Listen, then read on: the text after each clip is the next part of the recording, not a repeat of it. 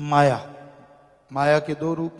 लोभ से जुड़ी हुई ये चीज, धन दौलत, जमीन जायदाद, हीरे मोती, रुपया पैसा, कितना कुछ होता है इसके पीछे।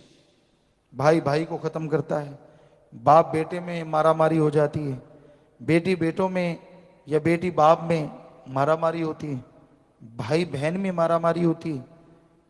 कारण माया रानी। भूल जाते हैं वो सब रक्षाबंधन, भूल जाते हैं वो सब खून के रिश्ते।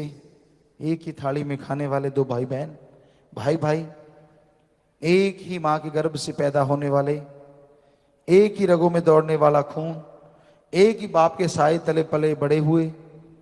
लेकिन जैसे माया रानी अपना खेल दिखाती है तो एक दूसरे के लिए जो जान बारते थे, एक दूसरे की जान के प्यासे हो जाते हैं।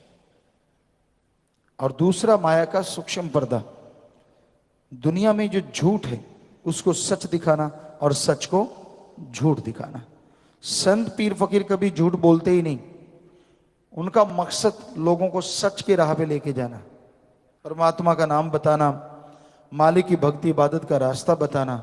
लेकिन ये माया ऐसा तिगड़म लड़ाती है कि अंदर से इंसान को लगता नहीं ये तो फॉर्मेलिटी है, ये तो फजूल की बातें हैं, और गुमराह कर देती है। यानी जो सच है वो झूठ लगता है, और जो झूठ दुनिया की, भगवान को छोड़ के, भक्ति को छोड़ के, हर चीज नाशवान है। क्या कभी आप मानते हैं कि नाशवान है? अगर मानते हैं तो इतना मोह क्यों करते हैं, पागल क्यों हो जाते हैं उनके लिए? आप मानते नहीं, सिर्फ कहते हैं।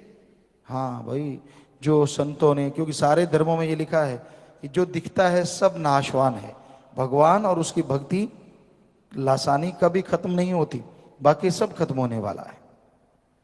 मानेंगे? वाह जी, बिल्कुल वाणी सच कहती है, गुरु सच कहते हैं।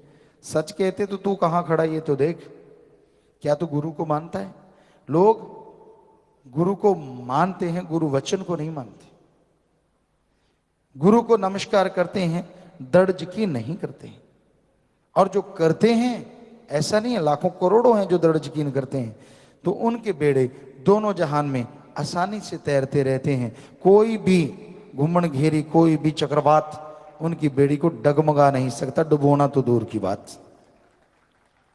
पर ऐसा दृढ़ यकीन हमने देखा है, अजमाया, ऐसे लोगों को भी देखा जिनका बेहद दृढ़ यकीन, और ऐसे को भी देखा जो पारे की तरह पल में ऊपर पल में नीचे, पल में ऊपर पल में नीचे।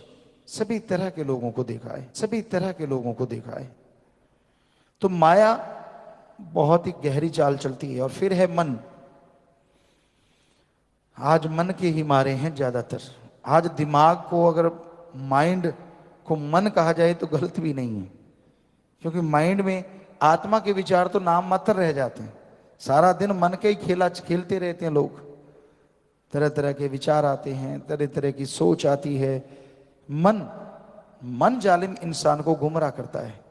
बुरे बुरे ख्याल देना, नेगेटिव थॉट्स, और उन बुरे विचारों में इंसान को सब्ज बाग दिखाना।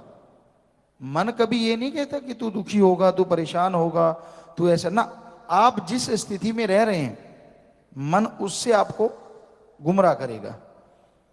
घर गृहस्थ में अच्छा घर है, अच्छा परिवार है, बाल बच्चे हैं, मन फिर भी कहेगा नहीं कुछ और, कुछ और ये कर ले। भक्ति कर रहे हो, सेवा करने लग गए और मालिक से बेहद प्यार करते हो, मन कहेगा तेरे बच्चे, उनको कौन संभालेगा, फला काम धंधा बर्बाद हो जाएगा, ये वो फला, पता नहीं क्या क्या बहाने। सो मन से लड़ो, और मन से लड़ने का एकमात्र उपाय सुमरन है।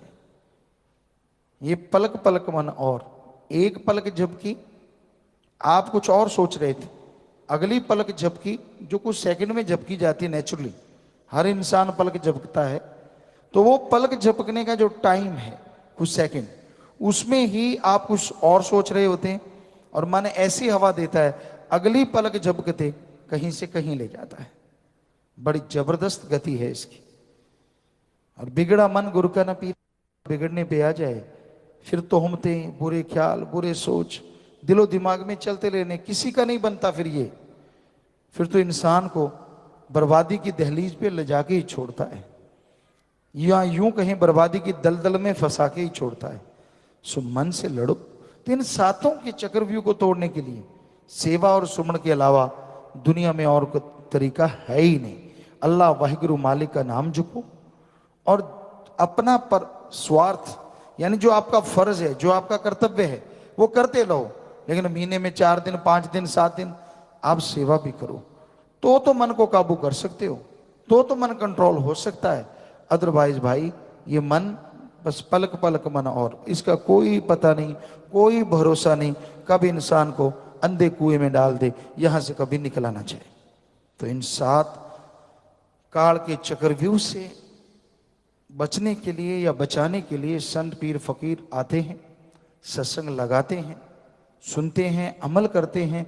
दृढ़ यकीनी जो होते हैं वो अपनी बेड़ी को मझधार से पार ले जाते हैं। वरना ये काल महाकाल का चक्रव्यूह इंसान को अपने में उलझा के दोनों जहां में बर्बाद करके रख देता है।